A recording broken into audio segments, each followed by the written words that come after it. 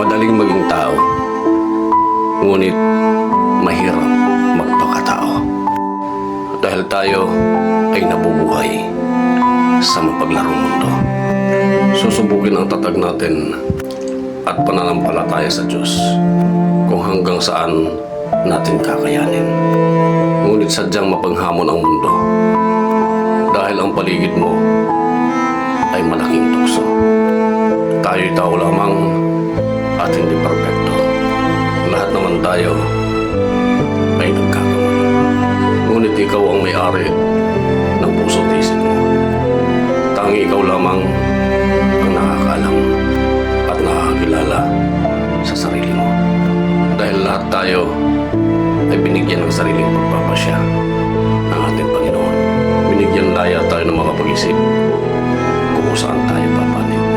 Kung sa tama ba o mali,